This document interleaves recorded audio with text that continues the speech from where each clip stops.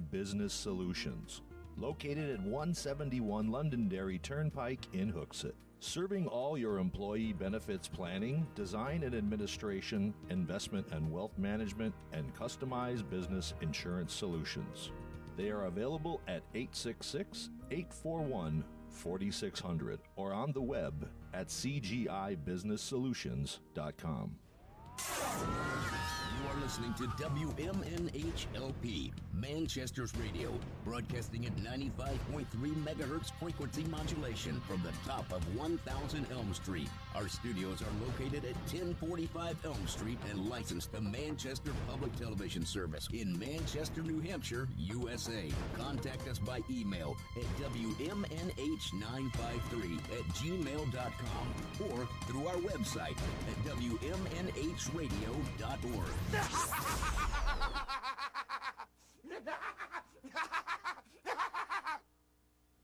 You know, some people think I'm a little strange.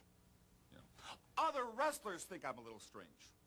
In fact, a lot of wrestlers don't even want to wrestle the anvil. Why, I don't know. Is it because when I pick a guy up for a body slam and I slam him to the floor, maybe it's too much for them. Or when the anvil climbs the top rope and pow! comes down upon people, maybe they don't like that. Maybe that hurts. I love hurting other wrestlers, especially real big wrestlers and the real big challenges, because I like a challenge. You're not a nice person.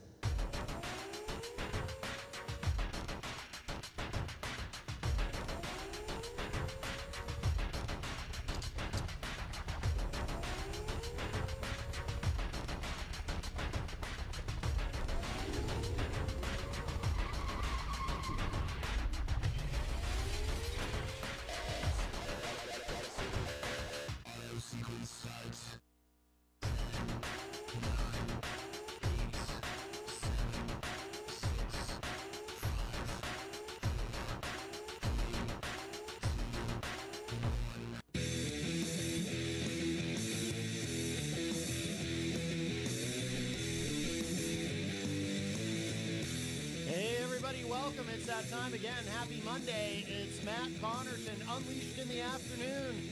We are live on WMNH 95.3 FM, emanating from glorious downtown Manchester, New Hampshire. Streaming at WMNHradio.org. You can find WMNH on the TuneIn app, of course, so you can take us wherever you go.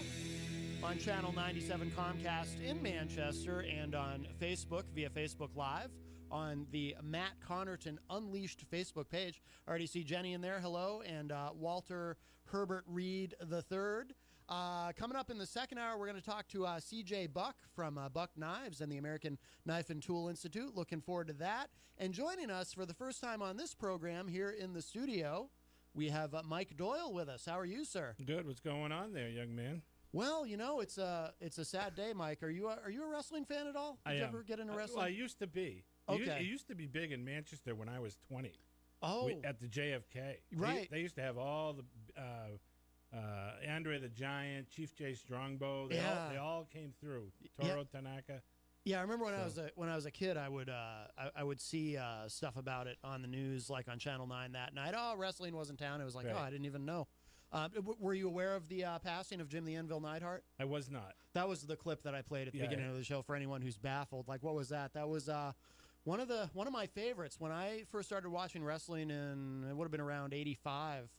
I don't know if you watched it at that point, but the Hart Foundation, Jim the Anvil Neidhart, and sure. Bret the Hitman Hart, and I always loved Jim the Anvil Neidhart, the way he'd stroke his beard, and that maniacal laugh, and just such a great character. You know, he wasn't necessarily anything that special in the ring, but such a great character and so much fun. And so he passed away at the age of 63. I guess he fell in his home, and as they found him, and he had passed away. So I don't know anything more than that at this point. But that one was a bummer. I did not expect to wake up to that news. So you question the there's a wrestler that's running for, I think, Congress in the Midwest somewhere, and he's in the lead.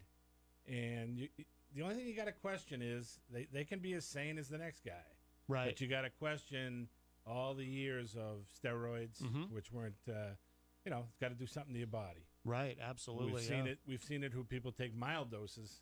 What happens now? These guys are. I mean, it was probably a weekly or daily thing to them. Yeah. Pump it up, bigger the better, more money. You know right. what I mean? Right. And so, what effect is that having? But 63. That's not.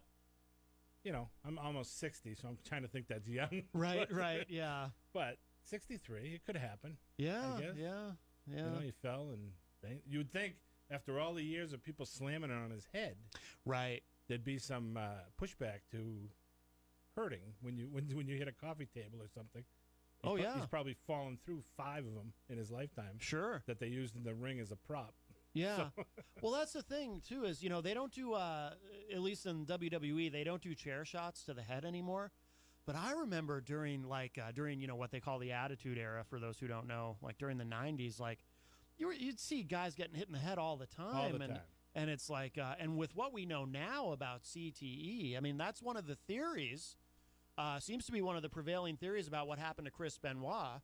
When he not to take it dark. I don't mean to be down, but because it's pretty dark stuff. But when he killed his wife and his young son.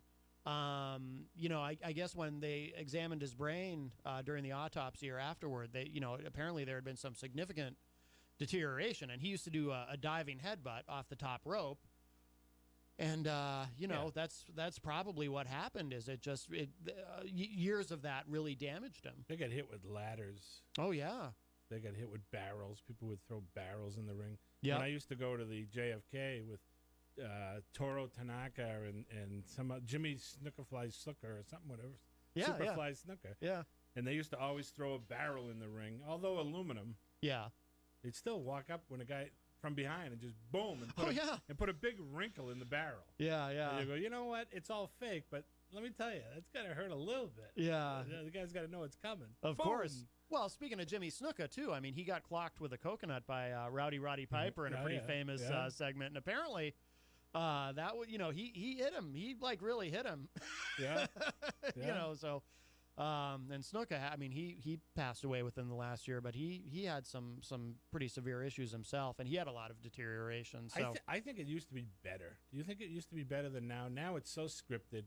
There's not a lot of blood. In the old days, and again, not to be gory. Yeah. But in the old days, they had the blood capsules or the little razor blade across the forehead. Oh yeah, just to give them a little blood coming trickling down the face. And yeah, it's more geared toward. It's more geared to the PG now. Yeah. We have a call. Hi, welcome to Matt Connarton, Unleashed in the Afternoon. Who's this? Hello, boys. Well, I know that voice. It's Eric Gagnon, the entertainment reporter on the morning show. Yes, I was surprised to hear that. He was one of my favorites. Yeah, the Heart Foundation. Yeah, rest in peace. Yeah. I was not expecting that. They were saying years ago about that other fellow that unfortunately killed his family. They said wrestling after that has never been the same. They said it wasn't as popular anymore because of that bad news. Yeah, I don't know. I mean, it's still pretty big. I mean, WWE just signed like a multi-billion-dollar deal with Fox. It's the numbers don't because that was really bad news. Yeah, well, yeah. Oh, it was shocking. What were we going to say, Mike? Because there was a storyline going on. I was when I had cable back then. There was a storyline going on that Vince McMahon was dead, and his limo blew up in the back on Monday Night Raw. And he had to come out of the grave and go on all the talk shows and say, what happened to your wrestler? Why did he kill his family? And that was a dark day. Yes, it was. Many dark days. Yeah, it'd be interesting to know if the numbers are up and down. Physically going to the stadiums, they're still sold out. That I know. Yeah. So, but how much subscription is down? People watching the shows, I guess, is a big question. Yeah. I don't know. I don't think it's as much as you think. I know just recently WWE signed a lot of money. Right. So they moved the SmackDown to Fox. Yeah. So they have made a lot of money as of recent days, but back in the day when that wrestler unfortunately killed his family, they were some dark days. Yeah, no, absolutely. Or when Owen Hart passed away in that tragic accident where he fell from the ceiling at that event, and yeah, no, there's Oh God, yeah. There's been there's been quite a few, tragedies, but it survives. It's a part of it's part of the fabric of American pop culture. Isn't that kind of amazing when you think of that? Yeah. Well, you guys have a good rest of your show. I'll be listening. All right, Thanks, you, Eric. man. When you say that, it's kind of funny, huh? It's kind of the fabric of the pop culture. Maybe that's where the problem is. Right. Maybe the pop culture is going down the wrong road. See, I'm in a weird place with it because you asked me if I thought it was better or not as good now. I actually gave up on watching Monday Night Raw and SmackDown, the show that Eric referenced, because I think the writing is very weak nowadays and whatnot. But there's two shows that I do watch. There's a show called NXT. I don't know if you've heard of that. Not familiar with it. It's on the WWE Network, but they also show it on Hulu. But it's WWE's developmental territory, where they have all these younger up and coming wrestlers that are developing, and that show is great. And it's only an hour a week, so it's not a big investment of time. And there's a show called 205 Live, which is the cruiserweights, so the guys that are under 205 pounds that do all the flying, the flippy floppy stuff that I love. So I watch those two shows. I think those two shows are fantastic. But I never heard of either. But if they're making money with them, oh yeah, that's the bottom line. Peter White from the Morning Show with Peter White and the Moose, he's in the Facebook live chat. He says, I like the new wrestler Riptide from Aruba. I haven't seen Riptide. Heidi Hamer in the Facebook live chat says, I couldn't believe the rumors that Riptide from Aruba would be on your show.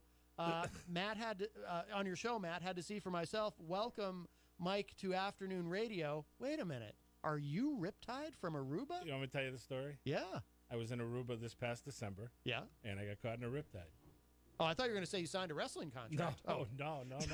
I physically got caught in a riptide, and I couldn't believe it. The backwash had me spinning, and I couldn't get up from under the water. Oh my God! The person when I was with said I was giving you 5 more seconds because you were under for a good minute, and I was just under there struggling to get my feet under me. Oh my God! And I'm a good swimmer. I got a swimming pool. I swim all the time. Yeah. And I was stuck. The tide, the waves coming in, and the backwash going out had me in this perfect whirlpool right under the 2 feet into the water. Wow! And I was stuck in it. I was just stuck in it. It was spinning me around, and it was just. I told the story on the morning show. Yeah. So Peter's calling me Riptide. That's his new. Wow. That's what he meant. But that's terrifying. But you've heard of riptides. Oh obviously. Yeah. And people don't until you get in one, you won't understand. Yeah. And I'm not a small guy, and that thing had me. It had me. And what causes that? They just because they're spontaneous, right? Like you don't. It's not like something you can avoid necessarily, right? I think it's just so many waves come in. Yeah. And then now they're going out heavily, 2 or 3 at a time. Yeah. That hard backwash down as one's pushing you this way. Yeah. It's the perfect. Wow. Like a washing machine. And it was. Like I said, I got a swimming pool. I swim almost every night. I'll swim tonight. I swam last night. I was stuck. I couldn't believe it. And wow. So so they like to call me Riptide. So that's their new. Archie Frangudis in the Facebook live chat says, "Am listening." I don't know if I'm saying that name right. Archie Frangudis sounds like a kind of cheese. Yeah. Can I get some I need a half a pound of Frangudis for my bologna sandwiches. Doesn't it? I love a ham and ganzulas. So I have to know. So after that experience, because I think that qualifies as a near-death experience. Oh, right? It was. Did that kind of? Well, I don't know. I had a friend right there. Yeah, but still, from Manchester, standing there. But you said he even said, he was going to give you 5 more seconds, and you were a goner. I don't know if he knew that I was out of breath. Yeah, I can hold my breath a long time. Yeah. But I was out of breath.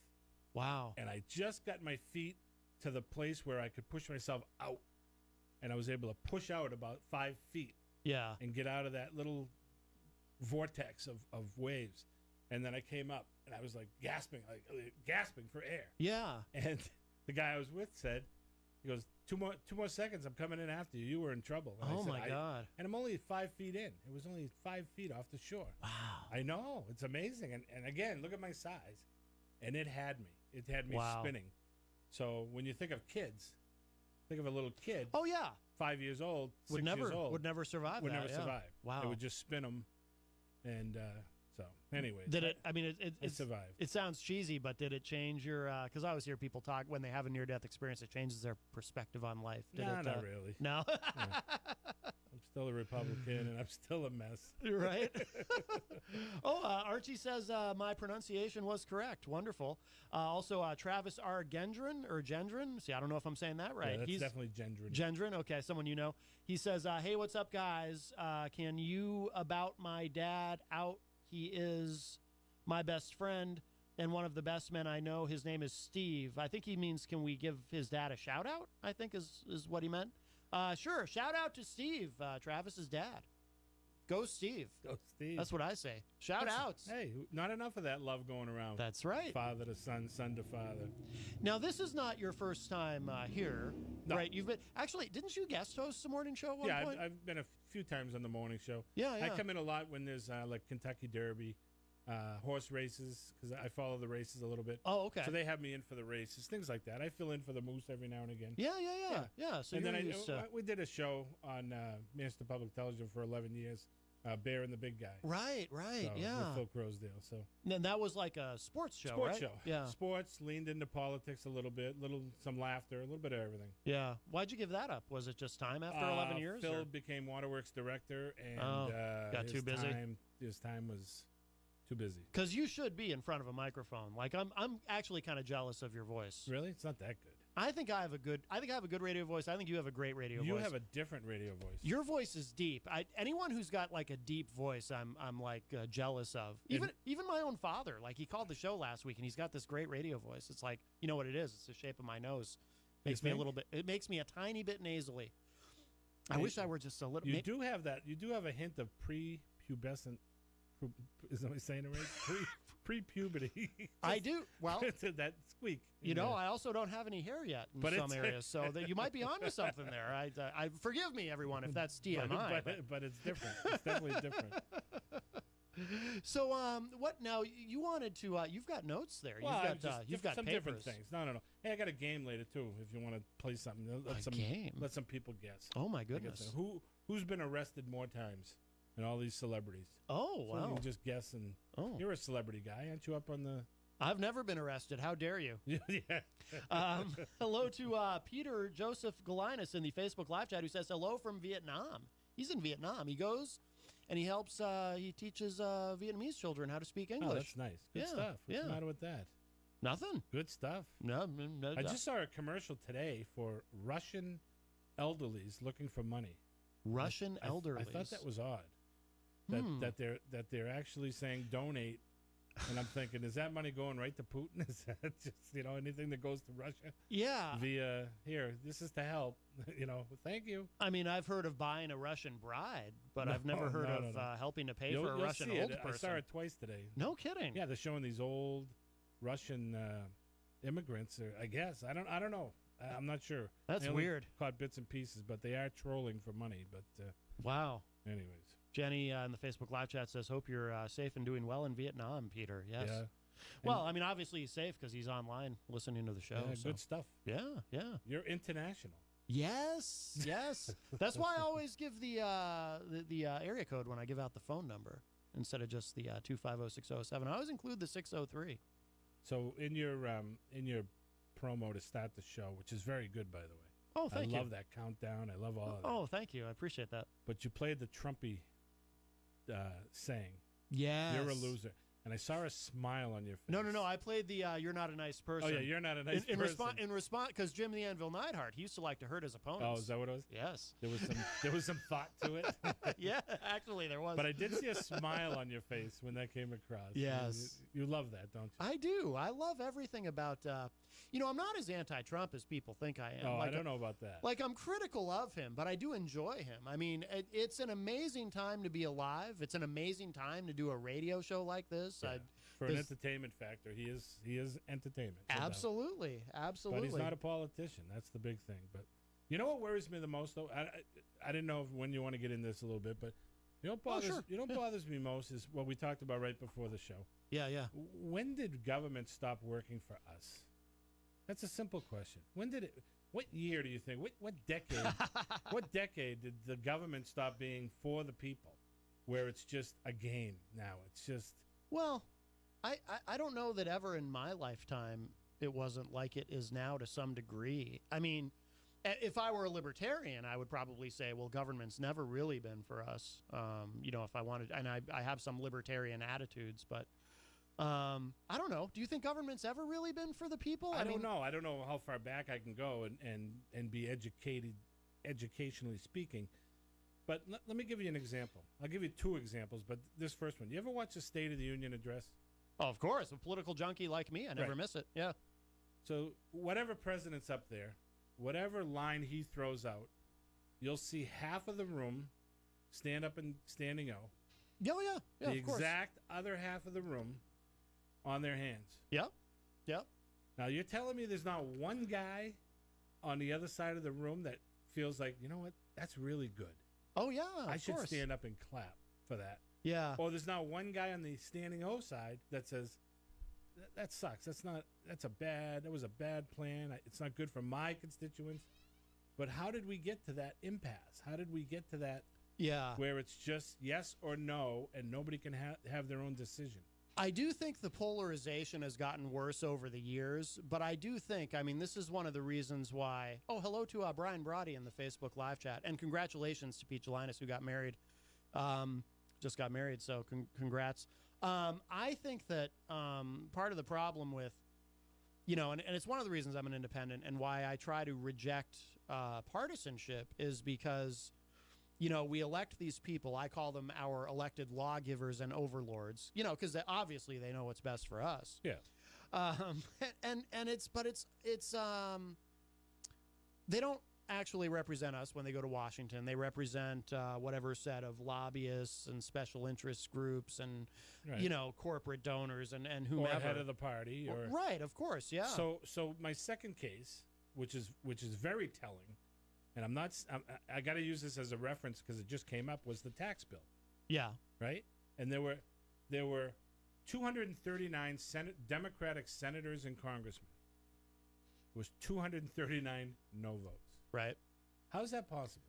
Well, with how's it possible there are not 5 or 2 guys a guy from Idaho and a guy from wherever says, you know what, it's going to help my people. 239 to 0. Yeah, but that's an example of something where, because my way of looking at that, I would tend to side with the Democrats on that, so it's hard for me to really. It's not the example that I would choose because to me it's like, okay, if you're going to cut taxes, you also have to cut spending. And the Republican Party has apparently decided that deficits don't matter anymore. So we get into this whole zone. I understand why the 239 voted against it. You don't think I'm not saying specifically about the bill. I'm saying nobody you line up 239 people. Yeah. And now one guy looks at that bill and says, you know what, it's going to help not one. Yeah. Come on. Yeah, no, you might be right. But I think that's if it was 236 or say 230 and 9, then you go, all right, at least 9 guys. Yeah. But it's almost like they're sheep and they're putting them in a pen and saying you can't vote for this tax bill. Right. Well, because ultimately it's very much, like I said, they don't represent us, and they do represent their teams. And you mentioned, they represent the leadership of their parties, and it's very much a team sport. It's all us versus them, red versus blue. And being fair, Republicans have done the same thing. Oh yeah, of course. When they didn't have the power, but they needed to shut down a vote. It's the same way and the other way. Absolutely, and it's wrong, though. It's wrong. It should be a cross section of 239 to nothing. It can't be. Yeah. 220 to 19. All right, you go. 19 guys said, you know what? I don't think it's a bad bill. I think it'll help. It's probably not the greatest bill, but 239 to nothing just tells the whole story as far as I'm concerned. There was something, and I don't remember what the issue was about, but I think it was during the last State of the Union where I don't know if you saw this.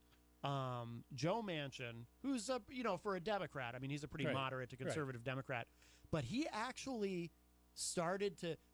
There was something Trump said that the Republicans, of course, were applauding. That Joe Manchin actually started to get up. Did you see this? I don't remember that. And Nancy Pelosi shot him a look. Oh, really? And he sat right back down. Right. It might have had to do with guns because he's more conservative on that issue. Like I said, I mean, he's no liberal. He's more of a moderate to conservative Democrat. But it might have been something to do with guns. But yeah, he starts to get up and he sees Nancy Pelosi and he like cowers back down. It was pretty interesting. But right there, that's another sight, another view. Right. You know what I mean? What is that all about? Right. Yeah. If you're going in to represent your people and you look at a lady who's in charge and she says with her eyes sit back down. Yep. You're not doing what your people want. Right. Of course. Know what I mean? Yeah. And I don't know how our government got to this bad. I got a solution. Okay. Ready? Yeah. 3 presidents. No more 1 president. A Republican, a Democrat, and an independent. And 2 out of 3 have to vote to get something out of those 3. They have to come together. Why not? Why has one guy got to do it all? A tri-presidency, or is that what you would call it? I don't know. A tri-executive. Think about it for a minute. So you got a Republican in there. Republicans put their best Republican up. Right. Democrats put their best Democrat, and independents and liberals put their best. And they all go together, and they all take whoever's strongest at foreign policy. You're the foreign policy guy. Whoever's better domestically, you're the domestic guy. Human resources or human development, whatever, medical maybe, or you're that guy. Don't you think it's getting too much for one person? Oh, yeah. To try to go all these different ways. This may require a constitutional amendment, Mike. Well, I know, I understand. I'm just saying it's a solution. It's one thought. I'm trying to think of different solutions. Yeah. Some might even say that your idea undermines our Constitution. You might get I'm in trouble now. You might get Robert Mueller knocking at your door. You mentioned Russians earlier. Good point. Starting to see a through line here, Mike Doyle, if that is your real name. Our boy Struck got fired today. Did you see that? What's that? The Struck. Oh, yeah, I did see that. Actually, I saw that right before I came on the air. He got his walking papers, so. Yeah. And they had already fired Lisa Page, right? That is such a simple, I think it's totally crooked. I think the blocks lead to where the blocks lead. He was in charge of the Hillary thing. He never interviewed her and said, there's nothing there. I subpoenaed your laptop, 33,000 emails, 3,300,000 emails later, the laptop's gone. Right. If Matt Connarton got his laptop and Congress said they wanted it, and you destroyed it, where would Matt Connarton be? Be in pinstripes. Oh, they'd never take me alive. I'd be in. I'd probably be with maybe Julian Assange. Where exactly. is he now? London. That's what you do. You go the radical route. That's right. Find that hole. Yes, but, yes. And then the same guy starts the Russian probe. It's just, come on. There's too much. Don't you think there's a little too much inference there? Well, I do think, though, that, as far as the Russian probe, we've got quite a few indictments and cooperating witnesses and so forth. So right, 100% have nothing to do with Russia. 100%. Oh, that's fine. It's all money laundering. They've all dug into these guys' lifestyles. Well, Manafort, and one of the things is that he appears to have laundered money for, if not the Russians, the Ukrainians, or you know. So there are things stupid. It's illegal. Yeah, he was making millions and he was greedy. But my thing is, he got caught. If Trump's hands are clean, and they may be, I'm not convinced one way or the other. What do you think? My gut feeling. At this moment, I do think Trump is hiding something, but that doesn't mean he's hiding anything illegal. But I do think he's hiding something. I don't think he wants, and I think this relates possibly to his unwillingness to release his tax returns. I think he owes the Russians a hell of a lot of money. Wow. And because who else would loan him money after all those bankruptcies, all these Russian banks? Now, that doesn't mean he's done anything illegal. That doesn't mean he's colluded with anybody. But the thing is, though, he behaves like someone who is desperately trying to hide something. I am a Trump believer. I'm a Trump fan. Mm-hmm. Sometimes the stuff he does drives me insane. Yeah. Insane. Yeah. You just go, why did you say that? Why would you say that? Why would you say John McCain is not a hero? Yeah. What is wrong with you? Yeah. Yeah. But you know what it is? People don't realize he thinks he's humorous, but he's not. He's horrible at it.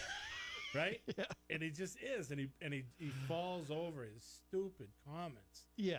But I'm willing to overlook that to see what he's doing. Right. right? You got to admit things are half decent right now. Economy's good. Unemployment's good. No? Oh, no. I mean, things are Things good. are rolling along pretty good. I worry about the tariffs derailing everything. I mean, this stuff like, enacting these tariffs, which seem to be pretty draconian, but we're going to bail out these industries that are negatively affected by the trade war. It's like, well, why not just not have the trade war and then not have to bail anybody out? Yeah, what people don't understand with these tariffs are, Trumpy's playing poker and he's holding 4 aces. We're the U.S. Everybody wants to play with us, right? We bail everybody out. But he's playing with 4 aces. So he's going in, bluffing everybody, pretending tariffs. There's a new sheriff in town. That's the way you got to look at it. He's the head of the U.S. Who doesn't want to be in bed with the U.S.? No? I don't know. I think some people would rather be in bed with China. China's emerging economic power. Maybe. And all the power to him. Go ahead. Peter Galinas in the chat room says Trump's definitely hiding something. I agree. I'm actually surprised to hear him say that because he's kind of a Trump guy. But of course, you can still agree with his agenda and still agree that he's hiding something. But doesn't he act like someone who's guilty? I know. I don't know. Let me put it this way. Yeah. He could have said to the acting attorney general, stop the Mueller probe. Yeah. He could have. Yeah. And why hasn't he? Does that look like somebody who's guilty? Keep going. Keep digging. Keep putting people away. Put John Kelly, who served this nation for 30 years with dignity, and because he lied under oath, they took everything. He's bankrupt now. He lost his house. I mean, it's just ridiculous. It's just John Kelly. Not John Kelly. Flynn. Oh, Mike Flynn. Flynn. Yeah. Sorry about that. Well, lying under oath is kind of a bad thing to do. You're really not supposed to. All right. Well, a lot of people. Yeah. Which one of them hasn't? Pete says, "I have no loyalties, just a common sense guy." Yeah. Well, I think that people need to be punished where we know that they've done something wrong. So what about Hillary? Although people are saying she's gone, but her laptop was subpoenaed. Right. She destroyed it. Is that a? Oh, I didn't agree with. She bleach bit it, went and took it off the cloud. Oh yeah. Somebody. I mean. No, I don't trust her at all. So I don't know. I don't know how I was actually.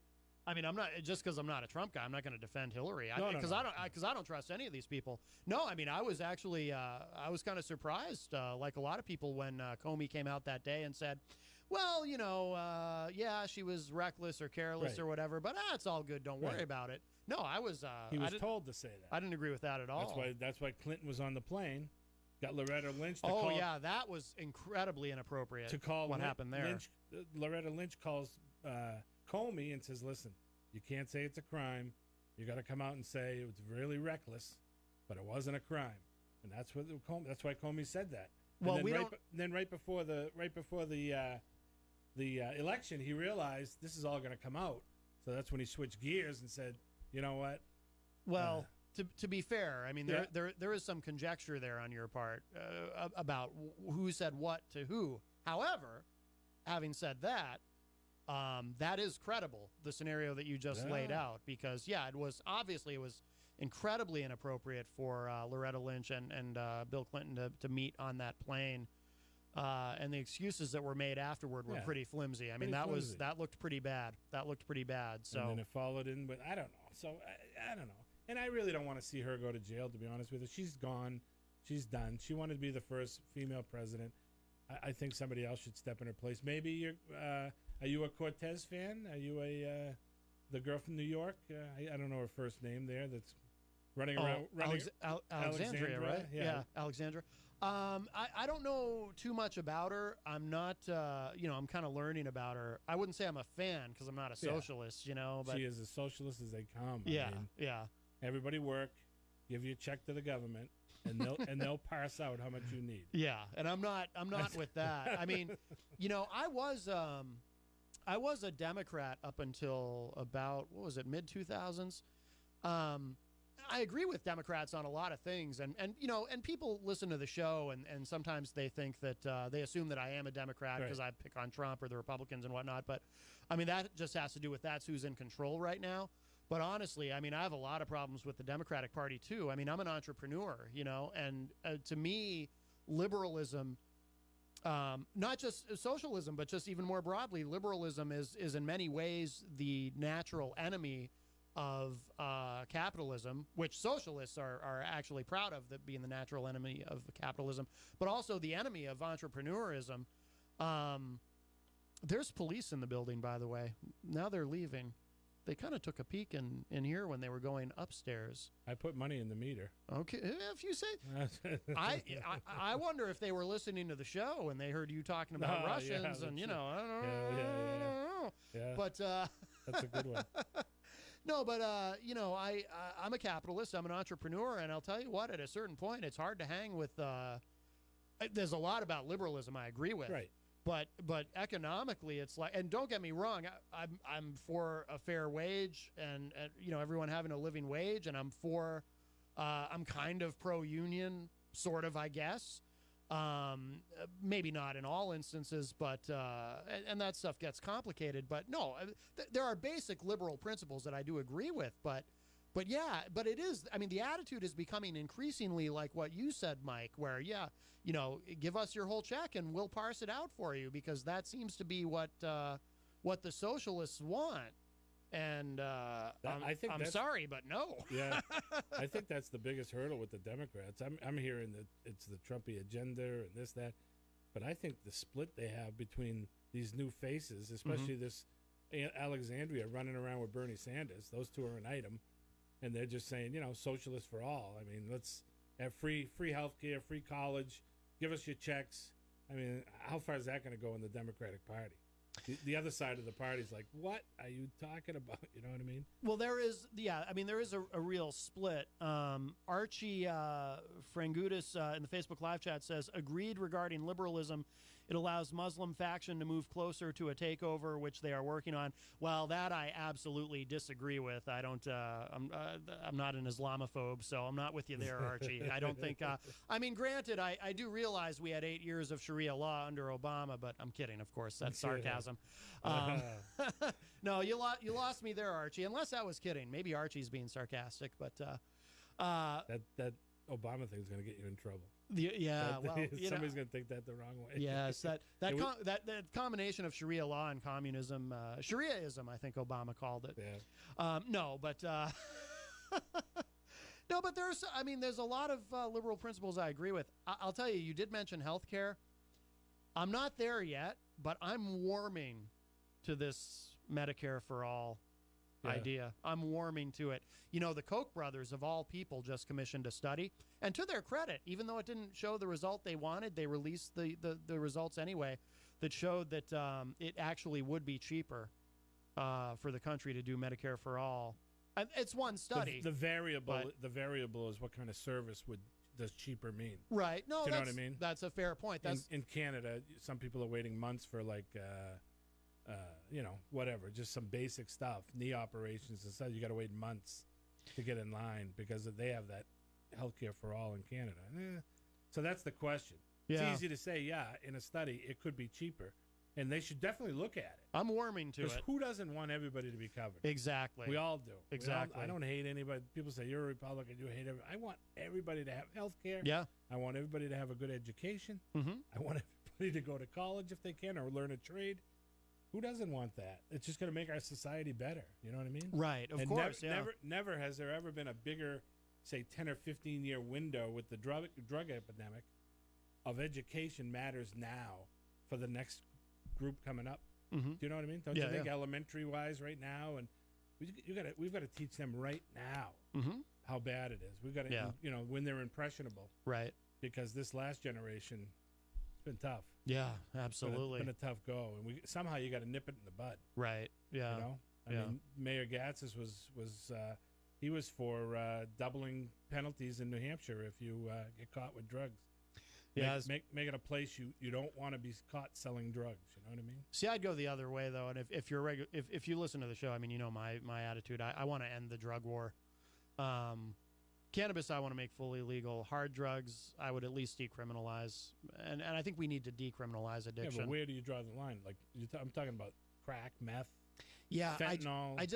The problem is though when you when you criminalize something, all you do is create an underground market for it. I think we'd be better off. Portugal went full legal on everything, and they actually saw drug use decline. What we've been doing ain't working. And what we've been doing, though, it does make some people a lot of money.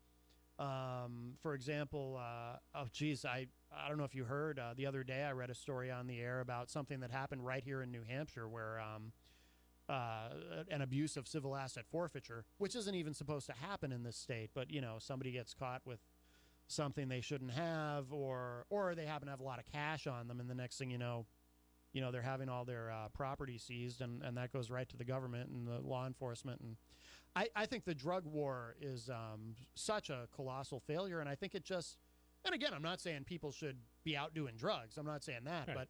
but I can tell you, look, if heroin were legal tomorrow, I don't know about you, but I'm certainly not going to run out and say, oh, it's finally legal. I can't wait to stick a needle in my arm and ruin my life.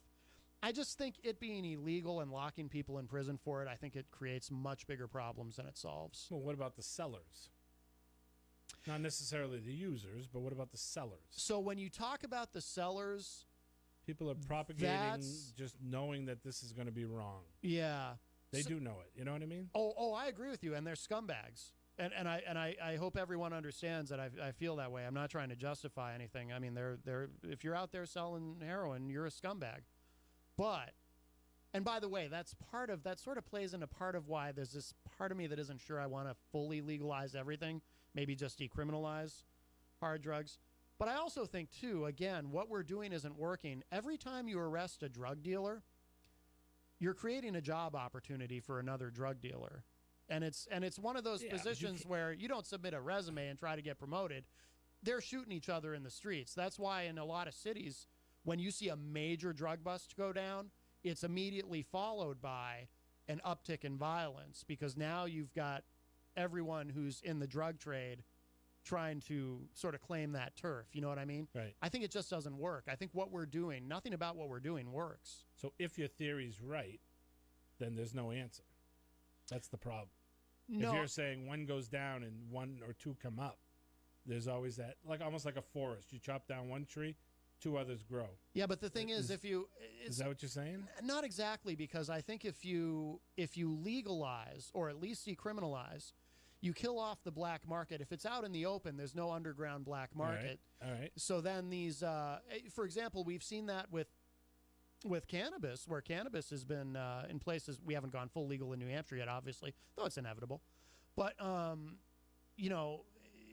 people aren't selling it, kind of underground, so to speak. Yeah, I understand. So if you bring it out into the open and everyone knows what's going on, then you alleviate some of the problems like the violence and. Yeah, but take cannabis out. Yeah, because we know that's coming. Everybody's legal. It's like it's inevitable. You just go to Vermont or Maine if you want to buy some legal pot. Oh, sure. So that's easy enough. Yeah, I'm talking about fentanyl. Yeah, something that a child would experiment with and kill them. Right. That's not a joint. That's fentanyl. You know what I mean? So there's got to be a cutoff there. There's got to be some education. There's got to be. Oh, education. Yes, I agree with you there. You know what I mean? agree with you there. Kids are impressionable at 1, 2, first, second, third grade. Yeah. Why aren't we just throwing a little something in there of no, just so in their minds it's always no, drugs are bad. No. Oh, I agree with you 100% on that. And just try to change the culture of the next wave coming up of kids. You know what I mean? No, I agree with you there. And try to choke it from Absolutely. the top. I'm a Republican, but I'm not. When you're saying legalize, and I'm sitting there going, yeah, I can't find a bad thing about it. You're right. I'm like, but I guess it's to the degree of drugs we're talking about. Yeah. Once you get into cocaine, crack, things that can harm you. Yeah. Now it becomes a little hairier there. Because part of my thing too. Well, no, I agree with you actually, and that's why I say I'm not sure. I'm not all the way there as far as going all legal. I'm kind of, but not quite. Because I agree with you. I can't argue with that at all. But I've always said, and I kind of use the example of heroin were legal tomorrow. I'm not going to try it, certainly.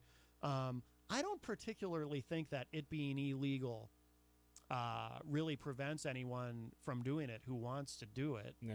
I mean, if it being illegal prevented anyone from doing it who wants to do it, why are our prisons full of drug users, Right. Are you an ICE get rid of ICE advocate? I'm not necessarily an advocate for getting rid of ICE, but I'm pretty liberal on the issue of immigration. ICE confiscated in the year 2017 957,000 pounds of illegal drugs coming over the border. Yeah. That's almost 1 million pounds they confiscated. That doesn't count what they missed. Yeah. What got through. Yeah, yeah. That's a lot of drugs on the streets for our children in the future. 1 million pounds. Yeah, no, I can't argue with that. Of hard drugs. I think hard. Yeah. I'm sure some was pot. But those guys don't worry about pot as much as they do getting the crack and the fentanyl, and which is the big money maker. Yeah, yeah, yeah. Little doses of fentanyl for $100. You know what I mean? Yeah, of course. Not that I know. I mean, like right. I'm a fentanyl user, but the bottom line is, how do we choke that off? How do we stop that? Yeah. That's getting to our kids. It's the scumbags who are getting it, who are desperate and selling it to high school kids, selling it to junior high kids. That's the problem. There's the disconnect. If you can figure that out. If you can legalize it and keep it out of the hands of the school kids somehow, if the older people, you're 21 and you want to make a decision, put a needle in your arm or do something stupid and be an idiot, then so be it. That's your call. You know what I mean? But you're never. But also too, I mean, you're never going to fully keep it out of the hands of. I mean, but you got to try. I'm not excusing or advocating for any young person to try anything. But I mean, come on. I actually, I was going to say, I certainly had friends in high school who got high. Although for me personally, and this might strike people as odd, but I didn't try cannabis for the first time until I was 30. 7. No, I'm just kidding. Oh. No. 7 or 37 no, for you? No. Yeah. But I got drunk in high school and stuff, and I mean, people are gonna, kids are gonna do that, but no, I don't think that everything ICE does is bad. I mean, you raised a positive example of it. I'm just not fond of. I understand your theory. So where is Congress working together on this to find that?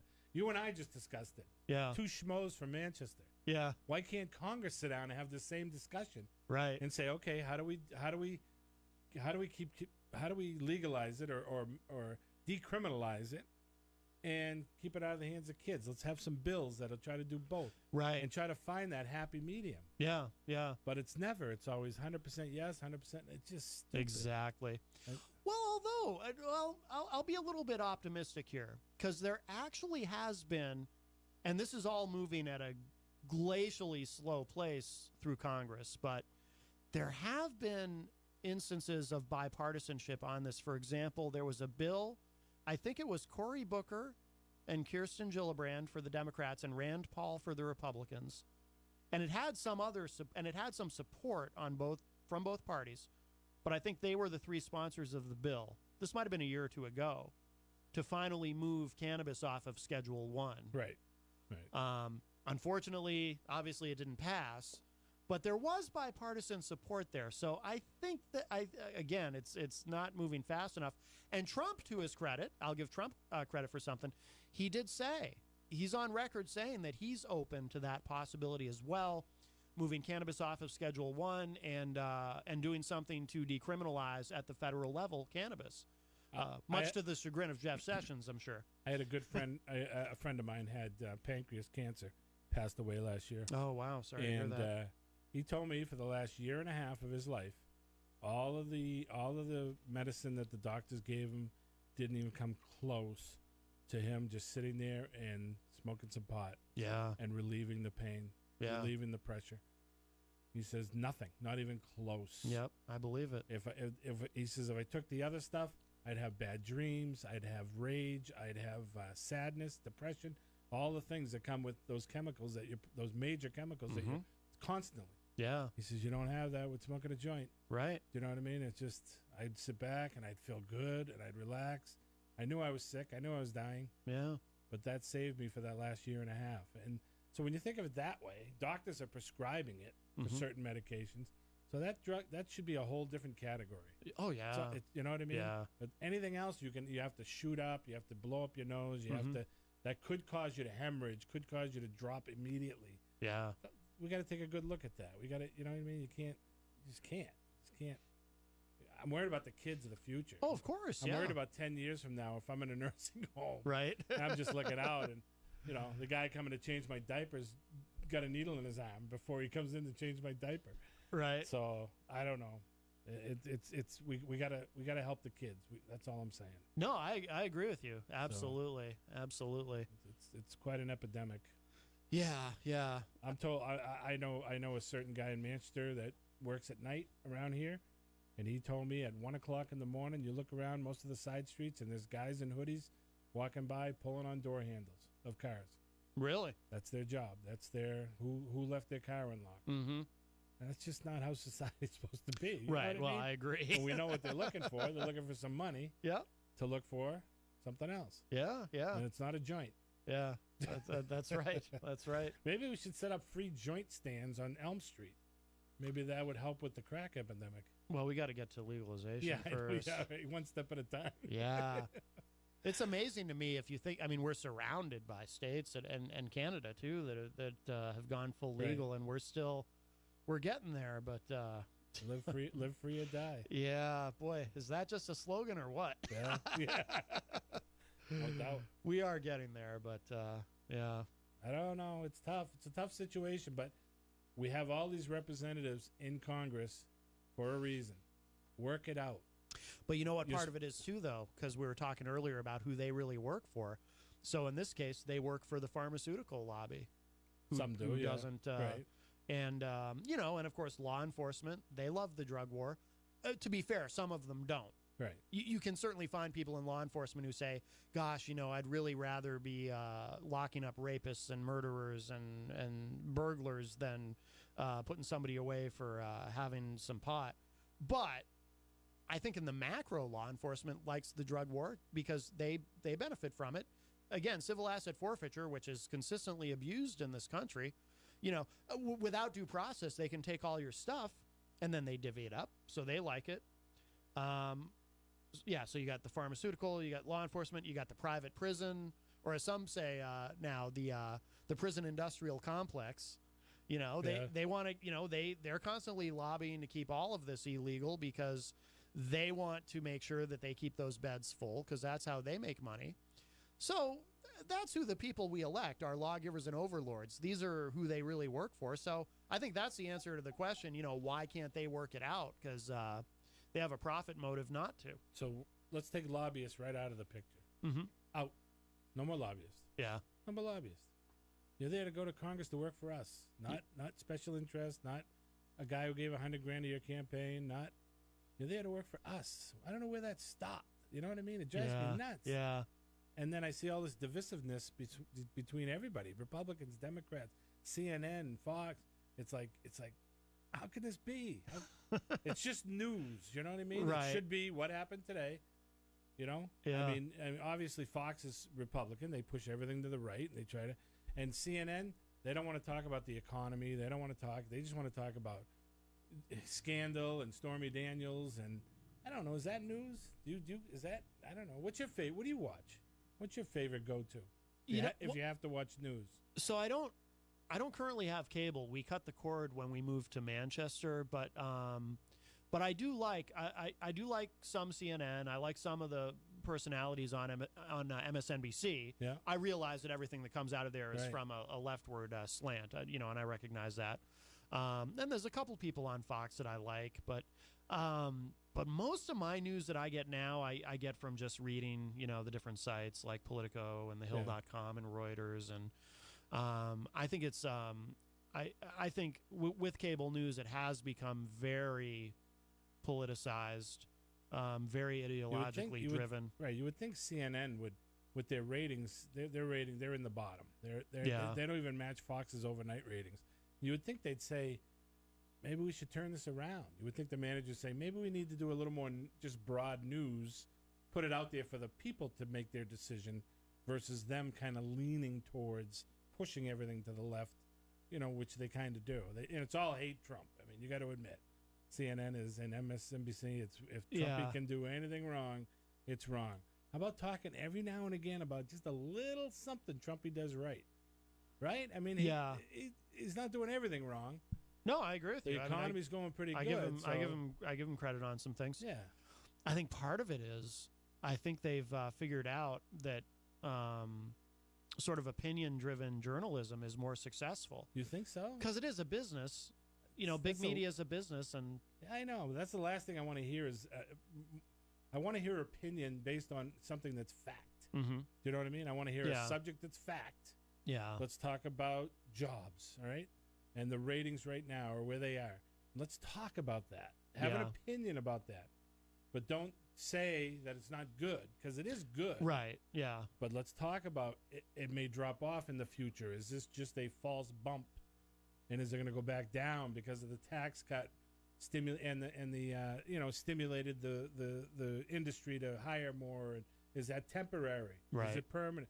There's a lot of subjects that can come off of a true subject that the numbers are up. right, Black right, unemployment's at its all-time low. Let's talk about that. Why is that? yeah. Do you know what I mean? There's subjects that come off of that. Oh, I agree. Yeah, But they'll just talk about the bad things. They won't mention the subject, basically, the subject matter of. So that's my fight. That's what I feel. No, I think it's just gotten very, very difficult to get just sort of straight news from cable news. Right. I think the talking heads yelling at each other and all that. I think that's unfortunately. I think that's what gets ratings. Here's another. I have these great ideas. I think. Yeah. But here's a simple idea. How come none of these people get together? How come Sean Hannity doesn't talk to Don Lemon? Mm-hmm. How come they don't sit on a show together and say, let's talk? Yeah. Let's have a forum, and you and I will just talk. That would be great. Like you and I are doing. Yeah. And then say, well, all right, I understand. Like you and I are understanding. You're a little bit of a centrist / left, you would say, right? Centrist, libertarian. With a slant to the left, if anything. Yeah, I think that's probably fair. Yeah. And I'm probably situated dead Republican. Yeah. But I love Bill Clinton. Yeah. Not what he did. Right, of course. I like what he did in office. Yeah. I thought he did some great things. Yeah. All right. I got to give him credit. Yeah, of course. But you know what I mean? He was a Democrat, but people hear me say that and they go, "What are you doing?" Right. It's the truth. What do you want me to tell you? Yeah, I'm just telling you the truth. Yeah. So I don't know why we can't find that common ground. We've become the pen of sheep over here, Republicans, the pen of sheep over here, and Nancy Pelosi and all these people are just the sheep herders. Yeah. And it's not what you and I want. Right. It's what they want. Right. And somehow that's gone awry, and it's too bad. Yeah. I don't think they're getting as much problems they can get fixed as they would by this negativity of, you know what I mean? But it works for them, that's for sure. You think? Look at how rich Nancy Pelosi is. Yeah, I know. Yeah, I mean, she's. Did you see that? Did you see that somebody at she was at some forum or something talking about wages and looking out for American workers, and somebody yelled out something like, "What's your net worth, Nancy?" And it's I don't remember what her, and she didn't answer the question. I think it's something like 74 million. It's some obscene number. It's like million. It's like she's that's what a life of quote unquote public service has gotten her. $1,000 and $2,000 into an average family's income is crumbs.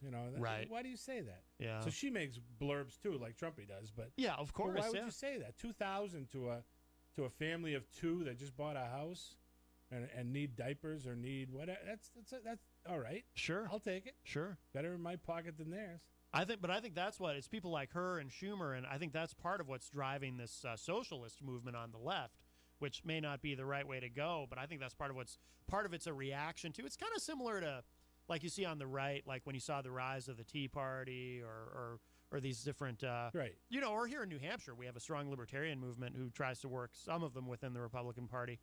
I think it's a reaction on both sides. It's a reaction to the establishment. We're in a very sort of anti-establishment area, which has its pitfalls, but I think is also healthy in a lot of ways too. To see people rebelling against that. That's not how it's supposed to be.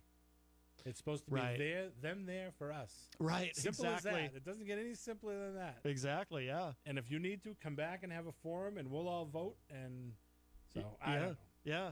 No, I'm with you. Yeah. Well, we're getting to the top of the hour. I'm going to play a song, and then when we come back, we're going to have CJ Buck from Buck Knives with us. And Mike, are you going to stick around? If you want me to, I'd love to. I would love it. Yeah, right. this is a lot of fun. Yep. So we're going to play a track for you. This is a little bit of hip hop. This is Steve Grant featuring. There's a bunch of people on this track with him, but this is called "Rise Up." And this is some really good, actually kind of relates to what we were just talking about in a way. Some really good positive hip-hop for you. And then we'll be back with CJ Buck on the line. Mike Doyle is here as well. Matt Connarton, Unleashed in the Afternoon. We're live.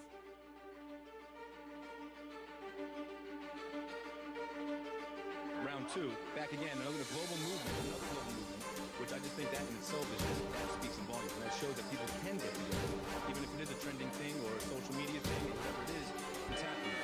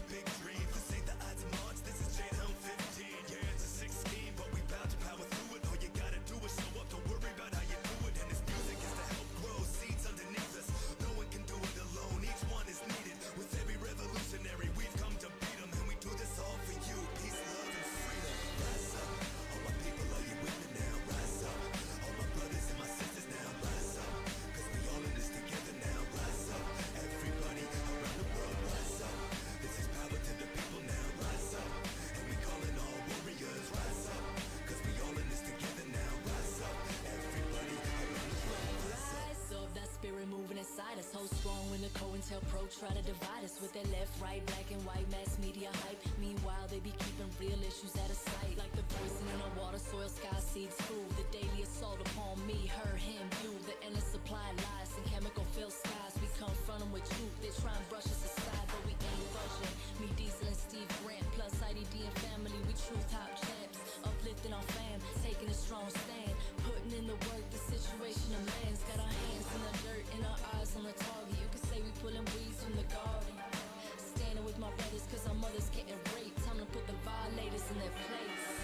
Rise up, all my people, are you with me now? Rise up, all my brothers and my sisters now. Rise up, cause we all in this together now. Rise up, everybody around the world. Rise up, this is power to the people now. Rise up, and we call it all warriors. Rise up, cause we all in this together now. Rise up, everybody around the world. Rise up. Rose up, but God within the phoenix. I forgot about my freedom when the demons took Eden, and now I'm back, tribed out, no doubt. Make it a mission to maximize my vision in the name of ascension. To spreading riches like we're children frolicking under the sun. When the journey is done, reminisce on all of the fun. Let my soul into a body that didn't cooperate, so I exited the matrix and rewire my fate. They said it couldn't be done, tried to hit me with curses. I'm a hippie gypsy wizard with a lyrical purpose. People hurting, people poverty stricken. They steady looking to a system that put everyone off, like we were victims here at crickets. Like David Wilcock, get the beginning of his journey. Now you're learning and yearning for all his wisdom. Find your name is just a number. You live in a box, you best to turn a cold shoulder, my soldier, and rise up.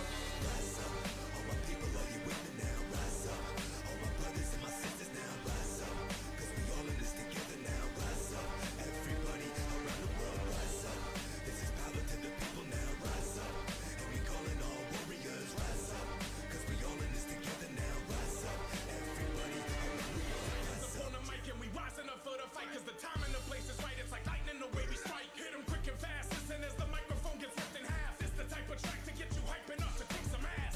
Keep it peaceful though, Steve Grant and Diesel flow for the people, and we planting mental seeds so we can grow as a species of earthlings on this planet. The first things understanding we share this world we inhabit. We are not alone, the planet don't belong to us. What the heck is wrong with us? Everything will be gone because of us. If we don't change the way we live, if you say that you don't give a damn, then maybe you should think about the future generations. Yeah, the babies and the kids who will learn from our actions in the way that we get big.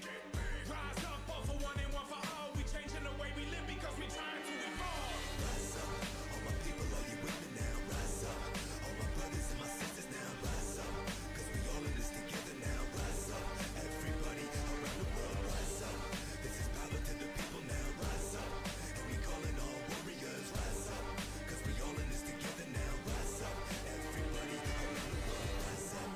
Rise, you better rise up. Rise, rise, you better rise up. Rise, rise, you better rise up.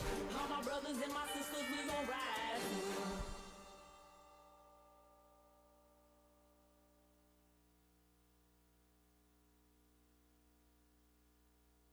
I want to talk to you right now about a fundamental threat to American democracy. This is not a message of happiness or reassurance, but it is the truth, and it is a warning. We are a country of laws, not men. Founding fathers said that then. But laws can't work without the facts. Facts are stubborn. Hey, everybody, we're back. Matt Connarton, Unleashed in the Afternoon. We are live. And make sure this works here. I think we've got him on the line. CJ, are you there? Well, I am here. Oh, there we go. Okay, great. We have CJ Buck from Buck Knives joining us. And Mike Doyle is also here with me in the studio. Mike, if you have anything, feel free to Sure. jump in. But and of course, CJ Buck also you're part of, or Buck Knives is part of the American Knife and Tool Institute. Is that correct? Yes, we are. We're corporate members. Okay. And that's a pretty important organization, right, in terms of, looking out for the rights of, we always hear in the country, we talk about protecting the rights of gun users and whatnot, gun owners, but also, too, protecting the rights of people who use knives is pretty important, isn't it? Yeah, AKTI, American Knife and Tool, we created, it's actually Les Deasis of Benchmade Knives, and myself took on an issue in California in the mid-'90s, and following that struggle, we realized the industry needed a kind of a common voice. So in a really slow process, a slow amateur process, put an organization together that's evolved into a very effective industry group, and we've been able to go state by state and look at a lot of legislation that's very poorly worded. It's ambiguous. Mm-hmm. It's unclear. So we've been able to go in and eliminate the ambiguous terms like Bowie knives are illegal. Well, what's a Bowie knife? Nobody really knows what exactly a Bowie knife is. It's a silly descriptor. You want blade length? Let's write blade length. You want double edge? Let's write double edge. Anyway, so just going through and objectively clarifying language, it's been a lot of successes. Yeah, because, I know, too, like switchblades, people talk about switchblades being illegal, but what is a switchblade and so forth. I mean, is this the case in a lot of states where there are laws that are sort of ambiguous or maybe just outdated or bad laws about knives? I mean, or I assume there's some states where this is not an issue. Yeah, like my company, my family's company, Buck Knives, we're here in Idaho, and Idaho basically doesn't have any knife laws. Okay. You can't hurt people with knives. That's basically the knife laws in Idaho, which is one of the reasons we're here. Right, that makes sense, yeah. So not all states have issues, but some have blade lengths that don't make any sense. Some have the way the wording is just doesn't make any sense. I mean, I could bore you with numerous stories of where a municipal law and a state law they sound almost the same, but they're different. So a knife could be legal in the state, but not legal in the city, and you wouldn't know about it unless you were a lawyer. The wording is so you just got to be careful about this, and that's been because it's our world and our industry. We bring our expertise to both legislators and law enforcement to help them, because nobody wants to craft bad laws. They don't understand enough about the detail to know what wording they should choose. So we love to go in and partner, not adversarial at all, partner with law enforcement and legislators to craft the cleanest, clearest legislation possible. Yeah, well, you mentioned, too, law enforcement and whatnot, and first responders, obviously, in some instances, like EMTs, I know that they need to be able to use knives, like what someone might think is a switchblade or whatnot, but, to cut somebody out of a situation if they're stuck in a vehicle after a bad traffic accident, for example. one-handed, the ability. Well, let me back up just a bit. So there's fixed blades, knives that are just always open, they're fixed in place, and then there's folding knives. And folders that open and lock are very, very useful. A folding knife is safer to carry because if you fall on it by accident, it's closed up, so it can't hurt you, compared to a fixed blade, which is safer to use because you know it's never going to fold on you by mistake. Right. But if you fall off a ladder or you fall off a building and land on that knife, it could potentially push that knife into your leg.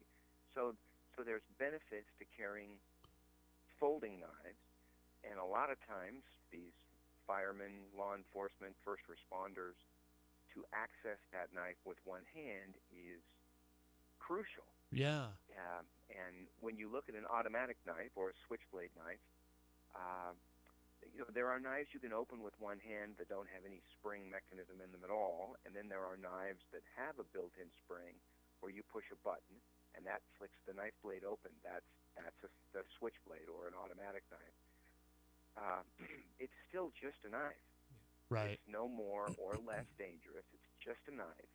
It just deploys a slightly different way, and it's ridiculous to single that out as some type of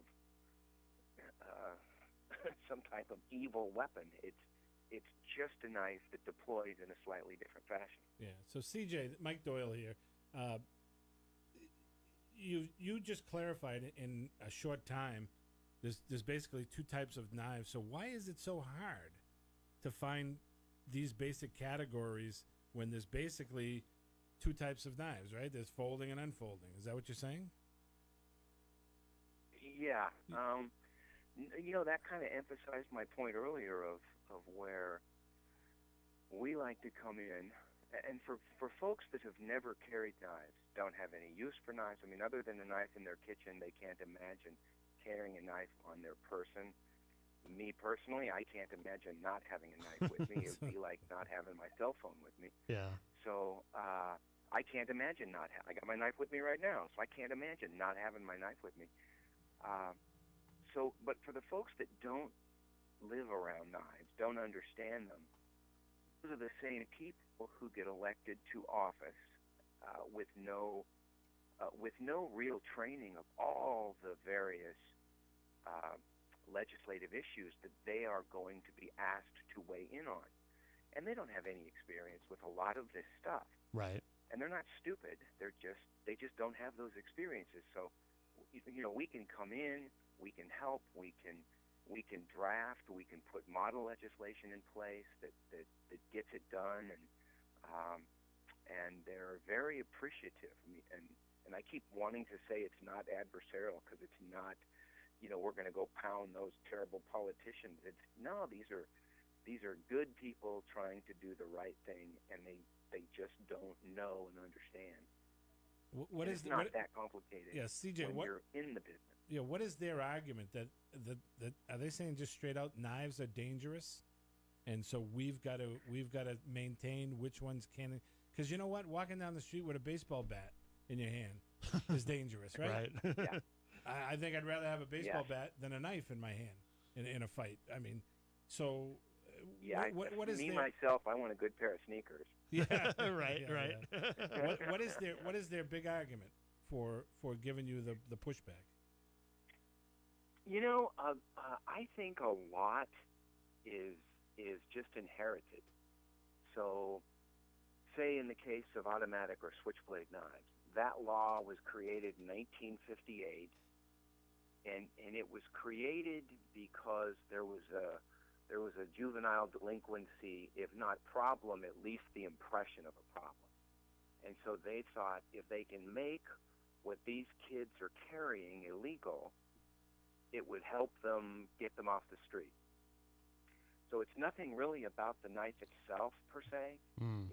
It's a lot about, it was an opportunity to try and make an impact on teen crime.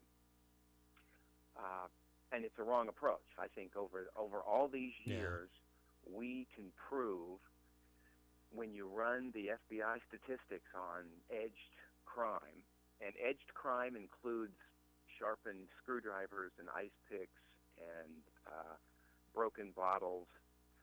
The vast majority of knife crime is committed with kitchen knives, just as a side fact. So, but when you look at, since automatic knives were made illegal, there's no correlation to a rise or decrease in edged crime in states where it was legal, and then in 1958 it became illegal, and then in some time later on automatics became legal again. If you chart the crime through those changes, there's absolutely no correlation to edged crime if automatic knives are legal or not, which really supports the concept, or my belief, that it's just another way of opening a knife. It doesn't. If somebody's going to use a knife for a nefarious purpose, it doesn't matter how it opens; they can get to it.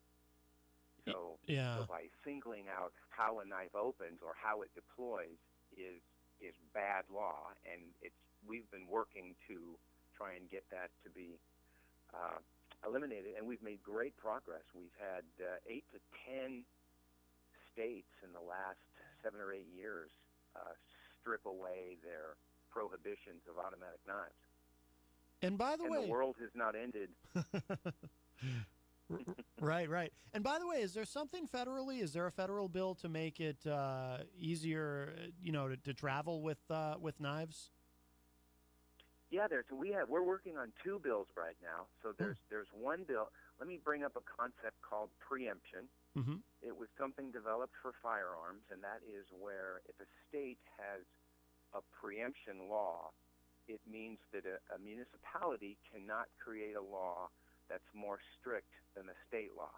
Okay. Because you as an individual, you can't be expected, if you're going to be traveling across a state, to know or understand everybody's variations of a law, and then you could theoretically get in trouble being a perfectly law-abiding citizen, but just get sideways with a city law or something. So that's the concept of preemption. So we have a bill that's in fact, it just came out of the Senate Commerce Committee, and it's called the Interstate Transport Act, and it's Senate Bill 1092, and what it says, it's basically a federal preemption, and in layman's terms, it's if the knife is legal where you're starting a trip and legal where you're going, say like a hunting trip, it's legal to have your knife with you on that trip. Oh, so as you're going through different states where you may have a 5-inch hunting knife, a 5-inch blade hunting knife, but that's your knife of choice. Completely legal where you live. It's completely legal in Texas or Colorado where you're going to go hunting. And you're going to be traveling through a number of different states where it might not be legal. This law would just say, as long as you have that knife in a locked container, so it's not readily accessible to you while you're traveling, you can't get in trouble for having that knife with you. And that's basically makes sense. The law that's going through right now. Well, let me shoot a hole in that. What's the stuff? Well, what's the? I'm just wondering. This is what came to mind. What's to say you travel from wherever, Idaho, where there's no law, and you're going to Texas where there is one, but you're really going to Mississippi, and you get caught in Mississippi. You just say, "Hey, I'm heading to Texas." No, right? you can't. See, the thing is, that if you are in an area where that knife wouldn't be legal, the knife needs to be in that locked container. Okay. Whereas without this law, even if that knife would just be illegal to possess, no matter how you possessed it. So this way, if you've got your hunting stuff, so you got your guns in the back of the trunk, and you've got your knives that could be locked up with your guns, as long as it's in a locked container and not readily accessible, then you get pulled over for some odd reason, and they're searching your car and they find this stuff. That knife can't be a reason for you to get in trouble. Okay. I like that. Yeah, I like that a lot. I think that's excellent. I got another question, if you don't mind. Have you Sure. run with all this 3D gun information coming up. Oh wow! Have you run into that issue with 3D knives? That's a great question. That is a great question. You know, we make 3D knives here all the time because that's how we make prototypes. And they're plastic, and as a knife blade, they're utterly useless. Interesting. Yeah. So I don't think, I don't even know how useful these 3D printed guns are. It's just my own experience. I've wondered that. Yeah. They say they're going to be single shot. Real ones aren't that difficult to get. So yeah. I don't know that I would trust myself with a plastic one. Yeah. Right. No, that makes sense. But for knives, it's an utterly useless blade. Right. And as a stabbing instrument, there's lots of easier, better things you can get to use as a stabbing instrument. If as a weapon, that's kind of how we're talking. Yeah. Go back to the. You had one last question for me. You had that comment about the most used violent or knife is in the kitchen. Is that what you were saying? Oh yes, sir. Yes, that's amazing. When they don't have specific studies because when someone gets in trouble for an edged crime, they don't fade it out. So I don't have super accurate statistics, but what we do have is a lot of I'm losing the word, but we have a lot of stories that say that over 80% of edged crime is kitchen knives. That's amazing. And a lot of it is domestic violence. Yeah. The spaghetti sauce wasn't thick enough. Right. I wanted my spaghetti sauce thicker. Yeah, that's really serious in some areas. Oh yeah, no doubt. Wow, no, that's a great point. Well, CJ, we know your time is short. But what I'd like to do, not to put you on the spot, and I'll email you about this, but maybe we can make this kind of a regular thing, have you on every now and then to talk about, because obviously in terms of legislation, that's going to be an ongoing topic to discuss, and if you can keep us updated on that, that would be great. But and in the meantime, too, please tell us where to go for more information online about Buck Knives, obviously, and the American Knife and Tool Institute, and anything else that you want us to know. The website for Buck is just Buck Knives, BUCKKNIVES, www.buckknives.com. And then if you want to go on to akti.org, there's a lot of information on there having to do with legislative maps. There's a lot of updates on the laws that we're working on, progress that we've made. We have one thing on the AKTI website where it's a map of the United States, and you can click on a particular state, and there's a rough summary of knife laws in that state. Yeah, it's obviously not legal advice, but it just gives you a heads up. Of what's legal or illegal in that state. If there's a blade length limit or if there's different limits, then we've highlighted those things so that you can at least have a heads up of what you're getting into. There's also this online too. There's this Blade TV, which only members of the ACT are participating in, including Buck Knives, and there's a lot of really cool videos up on that too. I'll post a link to it in the Facebook live chat for everybody.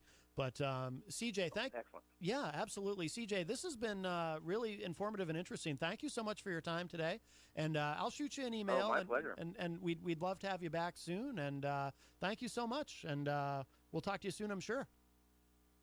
All right. Thank you both. All right. Take care. Bye-bye. All right. That was CJ Buck from Buck Knives, and I'm gonna put that link in here. That was a great question about the 3D. 3D. I'd never even thought of that. That's getting scary, huh? That's getting a little bit scary, man. Yeah. Even though you got to have this special printer, so not a lot of people are going to be even afford that. Yeah. I'm talking about the guys who are thinking bad things about these stupid guns, like getting on a plane with one. But I'm told they're still going to have some metal. There's no way of getting around having some metal in the plastic gun. So that's going to be the deterrent. X-ray wise or scanning wise, but see, I've wondered about that. Yeah. Would you rather be shot or stabbed with a knife? Shot. Me too. Yeah, I assume it would be quicker, right? Well, I mean, depending on where you get shot. What about in the thigh? Oh, I think I'd still rather be shot. Yeah, me too. Yeah. I don't know why. Yeah. I don't want the in and out of the knife. I don't want the in and out. Right, exactly. Versus just, you shot me. Well, okay, but that raises the question, so would you rather be shot or would you rather have somebody stick a knife in and then just run away? So there is no out. What a great thought. Because hopefully, right, like you get, like, maybe the knife is in and then somebody takes you to the hospital and then you're unconscious when it comes out or something. We have a call. Hi, welcome to Matt Connarton Unleashed in the Afternoon. Who's this? It's Jenny. What is it with you guys? Everything has to be blood and gore. Yeah, so would you rather be shot or stabbed? I'd rather have the right tool to go mountain climbing with or to go river rafting with. If I needed to cut the rope, I could cut through it. You know, you guys are lost in this, like, blood and gut world.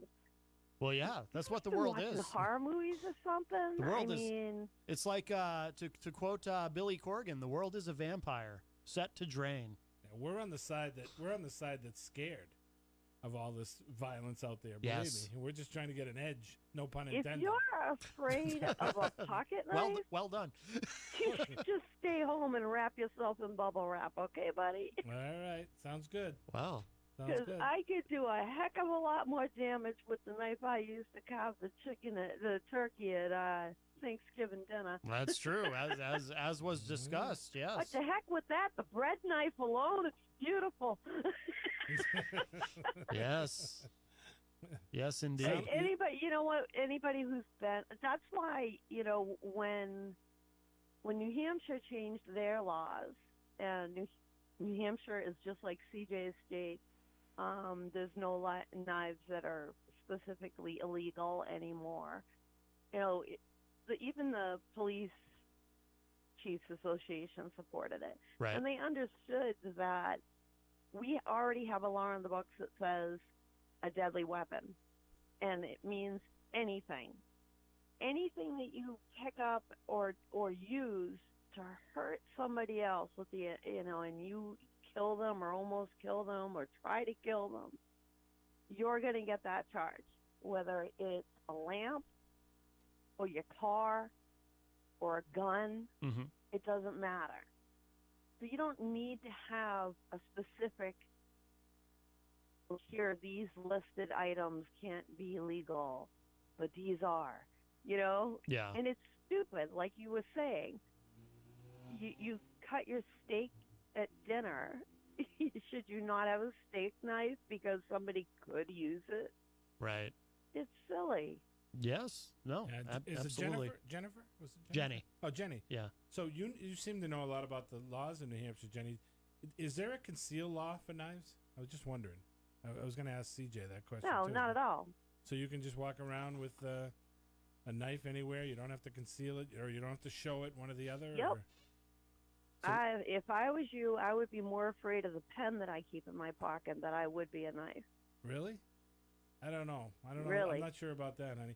If you start stabbing me with a pen, Well, I got a shot. For one thing, You start stabbing me with a let knife. me stop you right there. Okay. I'm not your honey. All right, okay? Sorry. Let's All right, not. I take that back. You wouldn't say that if I was a man on the phone. If CJ was still on the line, you Okay. certainly wouldn't have called him honey. I take that so back. let's stop right there. I take that okay? back, sweetie pie. No, I'm Number just kidding. two, I'm just kidding. there are a number of companies out there that you can purchase very good self-defense pens.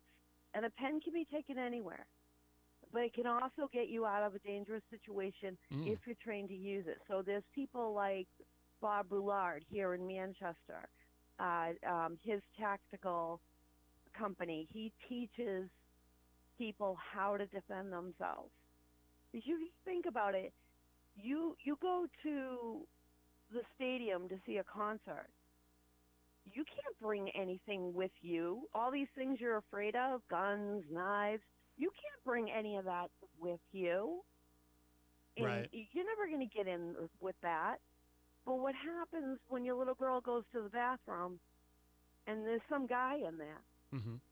and he tries to attack her?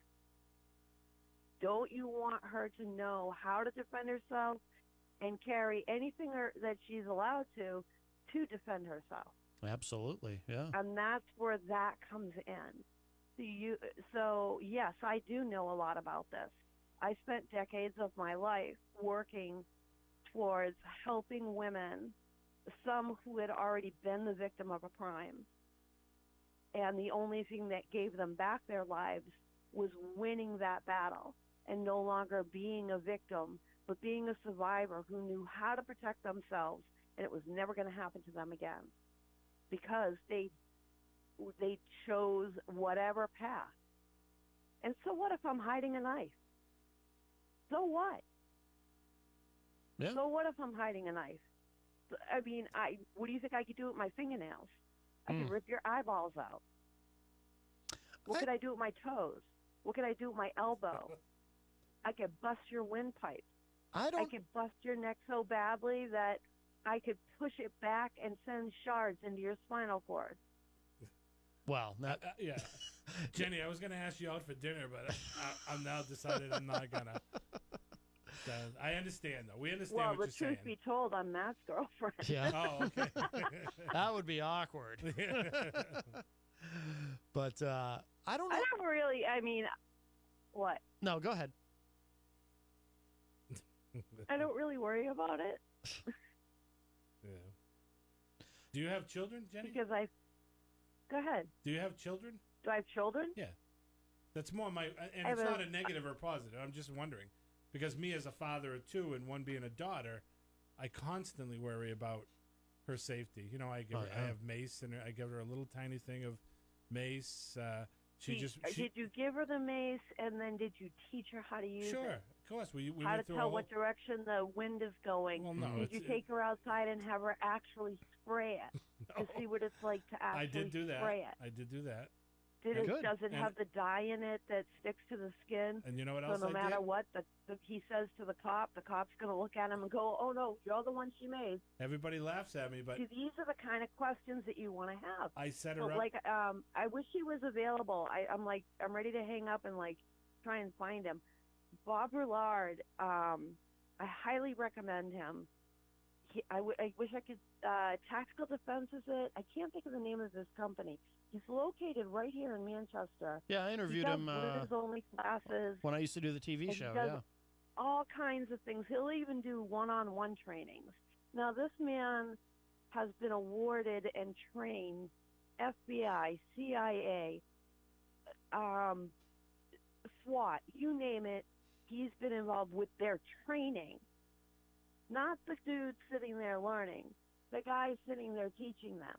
That's who you want to teach your daughter how to use anything to defend herself, how to get out of a bad situation, how to not get taken to a secondary location, how to be more aware of your surroundings, how to be safer when you're out shopping. Well, Mike, you did start to say something about people laugh at you, but you taught her what? Oh, well, no, people laugh at me, but for a defensive thing in her apartment, I update her and buy her cans of bee spray, and people laugh at that. Bee spray, interesting. It goes it sprays 20 feet. And wow! You get it in the face, it's going to stop you where you stand. I never would have thought of that. Huh. Understand. Instead of a gun. And there's actually a video that was released recently, and it was released on purpose. It was a police dash cam video. They pull a guy over. The guy gets out. Both officers tase this man. They're actively tasing this man. And he is still able to reach back into his driver's side window, pull out a firearm, and shoot at both the cops, putting one of them in critical condition. Hmm. So that's a taser, okay? Yeah. Pepper spray doesn't always work. You can't put it out there and say this will work all the time, because then you're having a false sense of security. Yeah, no, I'm not saying that. I'm just saying it works sometimes. Instead of putting a gun or a knife in her hand, right? I've decided that if somebody's coming through the door of her apartment building, she can have a can of spray in her nightstand and open up the can of spray. Why isn't it her decision? If she wanted to have a gun and wanted to go get trained in it, yeah, good, more power to her. Yeah, more I power know to a her. woman I who agree. survived a brutal attack. Brutal attack. Her face had to be reconstructed. She was so terrified she couldn't leave her home. She couldn't work. She couldn't do anything. She had to be escorted everywhere. And no one in the world would ever blame her. No. But somebody one day said, why don't you come with me? And let me just show you how to shoot. See if you like it. She did. Now I've seen her shoot. You wouldn't want to be in front of her gun, let me tell you. She is very good. And I watched her go back into the workforce with an employer who allowed her to carry. And she got her life back with the ability to defend herself. So you can't rule out anything. Whatever it is that helps that woman feel safer, and she gets training in and she gets it, and she never stops learning. It's like anything else. It's a skill set. You stop paying attention to your surroundings, you're going to miss things. But if you do it all the time, it's like second nature. Yeah. All right. Well, Jenny, thank you for the call. You got it. All right. All right. Thank you. Bye-bye. You know, I don't know if this is true, but... Is that really a friend of yours? Is that a friend of yours? No, that's my girlfriend. Oh, yeah. it is? Yeah. Oh, all right. Somebody told me once, and I've never attempted this, obviously. That, she sounds tough. Oh, yeah. Somebody told me that you can actually pierce a man's heart with a straw. How do you do that? I don't know. I guess you just jam it really hard. Yeah, but I don't know about that. Someone actually told me that it's the most like a straw is the most dangerous thing you can have in a prison because you can pierce a man's heart with it. Maybe it's all about the angle or something. I don't know. I don't know. There's all this movement to ban straws. Maybe there'll be fewer stabbings. Yeah, I guess. Would you rather be stabbed with know. Would you Straw. rather be stabbed with a straw or I'm shot? gonna say right now, straw. Straw? Jesus. You 10 times over with a straw. Yeah. I never heard of that. Do you think that's true? Probably not. It was Right. probably somebody messing with me. It was. I was a kid when someone told me that, and they were an adult, Folklore. and they probably just thought they'd mess with me, and and then as an adult, I would foolishly repeat it to people. So I got a question. Do you sleep with one eye open? No, I'm just kidding. Oh, my goodness. Jenny just sounds like she's tough. She's just right on Oh, top. she's a strong woman. Yeah, Strong woman. Absolutely. Right on top of it. Absolutely. Yeah. That's good. Yeah. Yeah. No, but like she said at the very end, equip them for what they think they can handle and they're comfortable with, and that might make them safer. Right. And that's what I think bee spray does. Yeah. It shoots 20. It's $2 a can, and it shoots 20 feet. Yeah. And if you get that in your face, you're done. You can't breathe that in. Your eyes. Wow. So Yeah. it's a deterrent. Yeah. I never would have thought of that. Bee Yeah. spray. Wow. I don't know. Now, what made you think of that? I just see how far I've shot it. Yeah. Like to get a nest down in an eave of a house or something. Yeah. And I say, what would this do to somebody's face if they were walking in? And I really don't want my daughter to have a gun, even though it's her decision. But Oh, of course, I don't yeah. care, but nobody wants to give their kid a gun. Then what if something happens? Well, a lot of people do want to give their kid a gun. You There's think? I think so. There's a whole gun culture out there where it's like, some people want to pass down their firearms to their children. I've seen plenty of that. I see this guy this summer down at Hampton Beach. It's a busy day. I'm trolling along in the car, and there's a bunch of kids in bathing suits and bikinis and a little everything, carriages. And then there's this one guy with work boots, socks, shorts, and a gun. No shirt, but a gun in a holster. Really? And it just, you're like, I don't know, it doesn't fit. You know what I mean? One of these things is not like the others. Right. That's exactly what it was. Yeah. And it's like, this just doesn't fit here. Yeah. Do you know what I mean? But he was so proud But that's New Hampshire. to show his gun. So Yeah. Jenny says she's in the Facebook live chat too. She said she gave her son guns and does not regret it for one moment. there you go. I didn't shoot a gun for the first time until, and this surprises people because I'm very pro Second Amendment, but till a couple of years ago, I went to the home of I don't know if you know the Honorable Gary S. Hopper. He does a show called Rock Paper Hand Grenades on Channel 23, Yeah, and yeah. I went to his home and we shot guns. There were a couple other people there too. That was fun, I guess, but I'm not really a gun guy. Yeah, me either. You know, I went to Alaska last year. My brother's a huge gun guy. Yeah. He took me to the range. We shot an AK-47. We shot shotguns. We shot machine guns. I shot them all. Yeah. And when I was done, it was like, It's just like, you know, I don't know. It's not me. It's just not. Yeah. The violence of it. I don't know. It's just not me. Yeah. You know No, what I mean? I can relate. Yeah. That's kind of how I felt too. It was like, this was just cool. Some people shoot that gun the first time and like, wow, I gotta have one. This is me. You know, right. And I don't know. That just wasn't me. Yeah, I didn't feel that way either. Yeah, same But thing. Yeah. I shot an AK-47. I mean, that would do some serious damage to you. Oh, no doubt. Yeah, no doubt. And why they say they use those for hunting, I don't know. Whenever I hear that argument, I say, what? You want to, you know, there'll be no meat left on the deer if you hit it with an AK-47. Right, you know, right, yeah. 30 rounds in it, you'd be picking out lead. So would you support, based on that comment, I'm curious now, would you support bringing back the assault weapons ban? No. No? No. You don't think it does anything? No. Okay. Yeah. I don't know. I tend to agree. I was just curious. Yeah. I don't know. They're not necessary. Right. They're just not. Yeah. Let's put everybody on an equal playing field, and I don't know. The best you got is a shotgun. I don't know. Can you still get machine guns? Is there such a thing as a machine gun? I don't know. I never, you know, the old days. Remember? Rat Patrol or all those shows, but I don't know. I don't know. All our favorite action heroes seem to have access to them, but yeah. Is that a problem? What's that? Video games and action heroes, and do you think that's a part of our violent culture these days, of the change in culture? It is so easy to shoot, you know, multiple people in the head. Right. Just wipe them out on a video game. And then do they take that to the next step? Do they take that to the reality of life and say, you know, I'm going to go buy a gun. I want to do this for real. I want to. Yeah. It's just, I don't know. It's just violent. I've seen some of those things. I almost want to say you should ban that. Yeah. Because kids just sit there for hours and just kill people. Does that seem right? No. How old are you?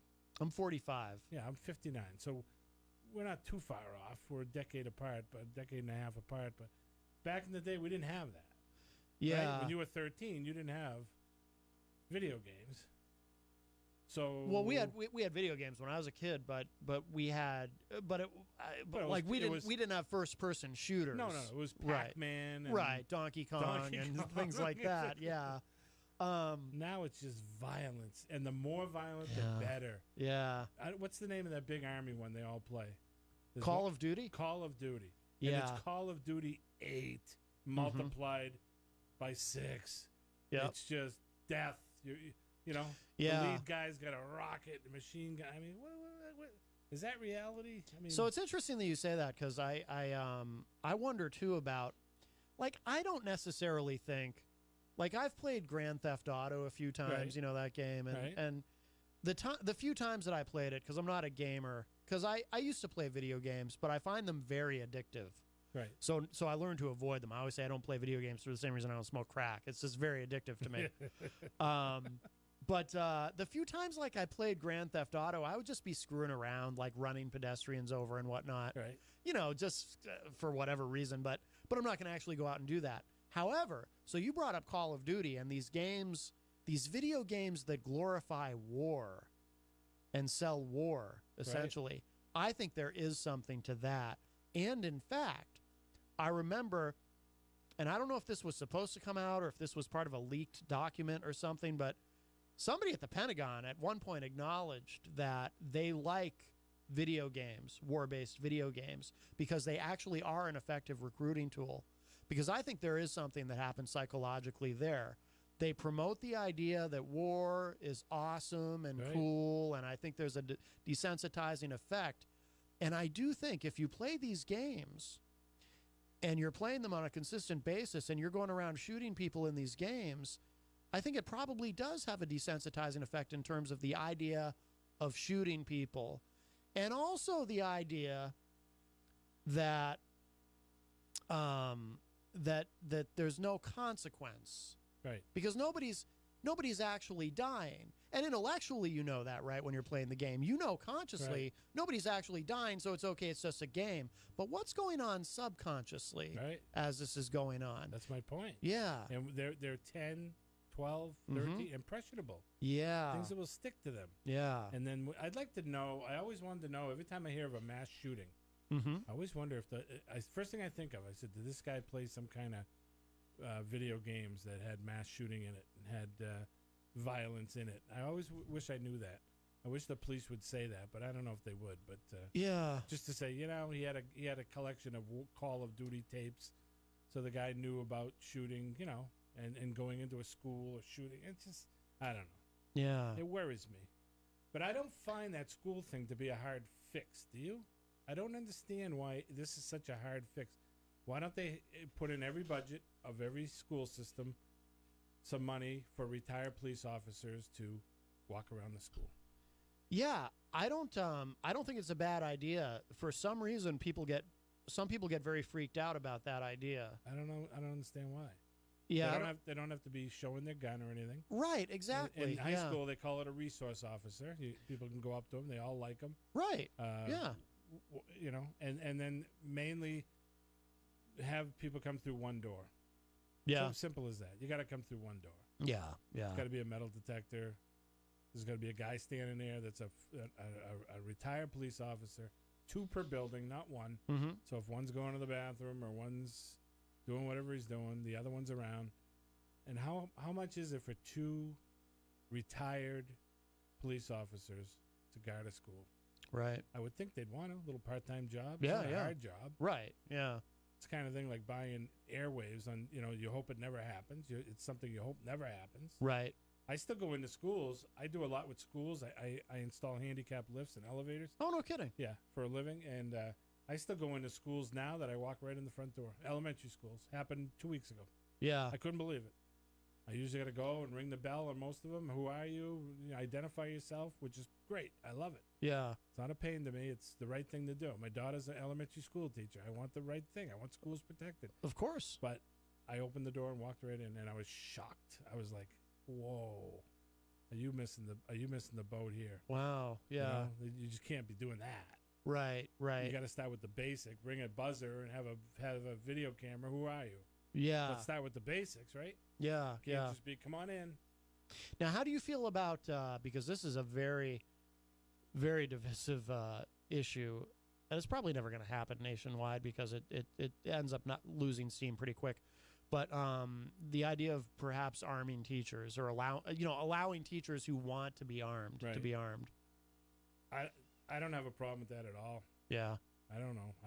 If they want to do it, not somebody that you're saying you have to carry a gun. Right, of course, yeah. Talking about somebody who either does carry a gun, parents, father was a police officer, they've got so many years in the school system, so they've shown some mortality, some reasonable rate of normalcy. Yeah. You know what I mean? It's not a first-year teacher that came into the system. We don't know who he is. I don't know.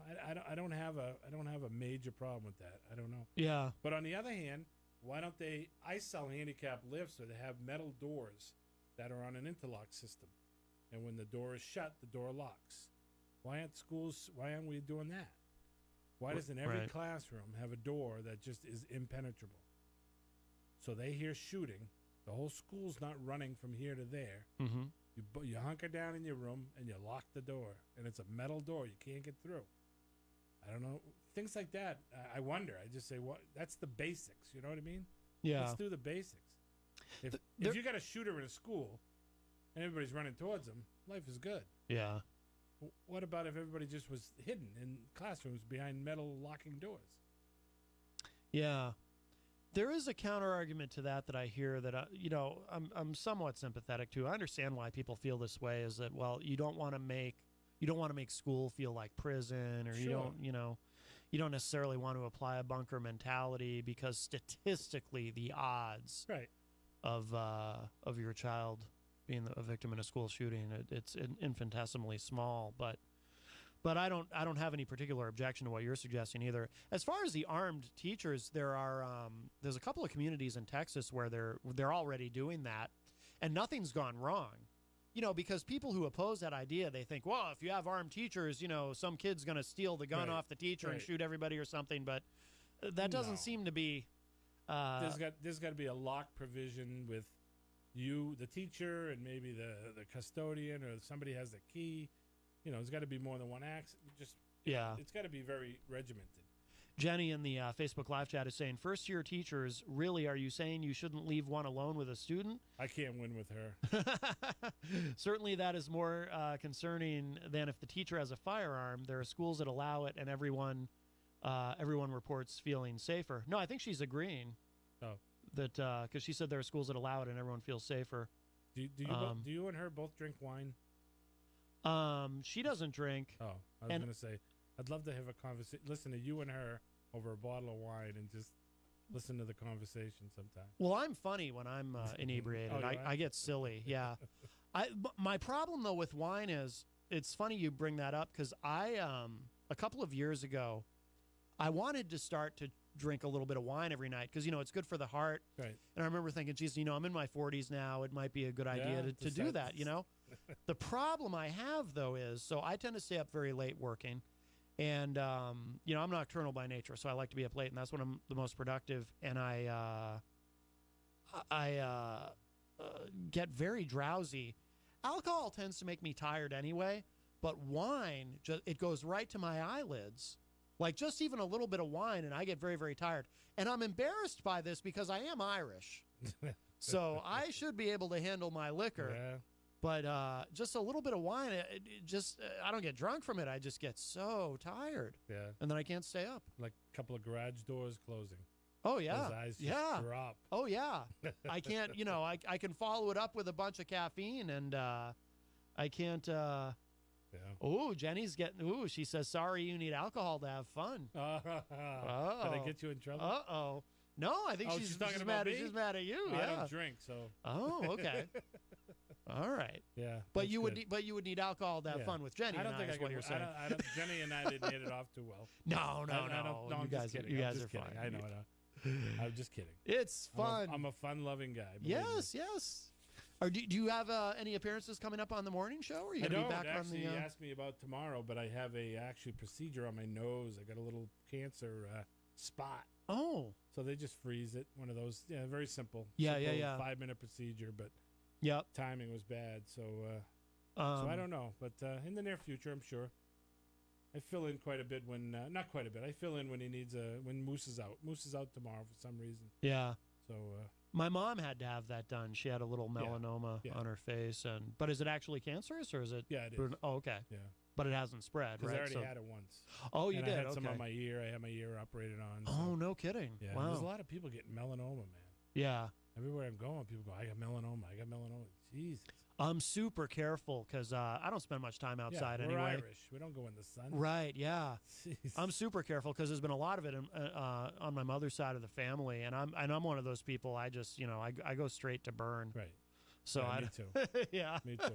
I can put all the oil you want on me. It ain't gonna help. Do you find being Irish, are you, I'm self-conscious about the size of my head. Yeah, I know. I got a big melon, too. Yeah. I know. What are you going to do? But you know what's funny? I never, growing up, I never realized it. And then one night, this was like maybe 15 years ago. It was a long time ago. I was watching Conan O'Brien. Yeah. And during his monologue, he made a joke about the size of his head. And he's like, yeah, us Irish people, we have big heads. And I was like, I'll be damned, we do. Like, I'd never, it had never occurred to me until he said it. And then I'm like, do I have a big head? I do. I have a big head, don't I? And then I'm like looking at other Irish people. Like when I used to have cable and I'd watch MSNBC and I'd see Chris Matthews. And he's got that big Irish head. And I was like, I'll be damned. We all have big heads. Big potato head. But then I thought, you know what? We need them to hold our enormous brains. Oh, yeah, good point. Yeah. With all the knowledge we have. Yes, and exactly. all the smarts we carry. Exactly. Yeah, that's not a bad thing. We can't be walking around with small heads. Let me tell you something I found. Acupuncture. Yeah? I was having neck problems last year. I had a bulging disc. I was taking steroid shots, and I was raging. I was depressed. I was having nightmares about my wife dying. Oh, my God. Oh, yeah. And so a nurse at the hospital said to me, have you ever tried acupuncture? I started going to acupuncture. It changed my life. Changed my life. Have you ever tried it? I have not.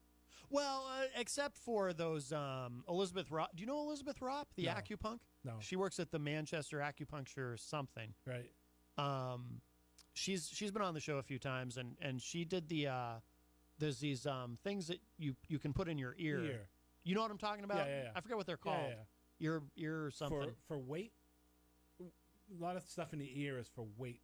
My acupuncturist tells me. Yeah. For depressed appetites, things like that. They put them in your ear. But she did it for me to try to help with stress and anxiety. And, right. Yeah. I sleep through the night. I'm calmer. Wow. My life has changed completely in the last 9 months I've been going. Wow, no kidding. It's unbelievable. Good for you. Yeah, so I highly recommend it. Yeah. Things that I know you would argue with before, things that would get you mad. Mm-hmm. Now you just go, You just no kidding. Yeah. Interesting. Yeah. Do you have that? Do you have any kind of stress, maybe stress level that gets to you? I get anxious, and I do struggle with depression. Yeah. That's a constant thing in my life. Was the girl you were talking about? There was a girl on one of the shows that was talking about trying acupuncture on people who are addicted that are in jail. That was probably Elizabeth who was talking about that. And she's trying to get a bill passed. Yeah, that was definitely her. That was a great idea. That was definitely her, Elizabeth Ropp. Yeah. What's it get to hurt? Right, exactly. Maybe it just triggers something in their system that tells them to stop. Yeah. You know? And apparently it's very helpful too for people, struggling with addiction, because obviously we have this heroin problem and Sure. Yeah. So, well, good luck with your procedure. Yeah, it's nothing. It's nothing big, yeah. Good luck with Jenny. She was commenting in the chat room. She's a 2-time cancer survivor, not skin cancer, but like Jenny? really, yeah. Oh.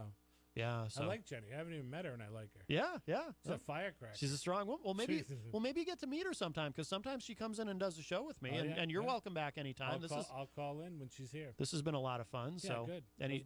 Anytime you want to stop in. So see, we are proof that two people can have a rational conversation about politics. Yeah. And not hate each other. Well, of course. But it doesn't happen that often. Right. Do you know what I mean? It's always, you're a loser. Of course, we do agree on a bunch of stuff too. So we're not really that, neither of us is really. Yeah, you're right. Jenny says, "I'm a nice person. Thank you." Yeah, yes, she is. No, she's wonderful. She seems wonderful. Are you married? I am. You are. 36 years. 36 years. It's been good. Oh my God. I know. High school sweethearts. Wow, good for you. Yep.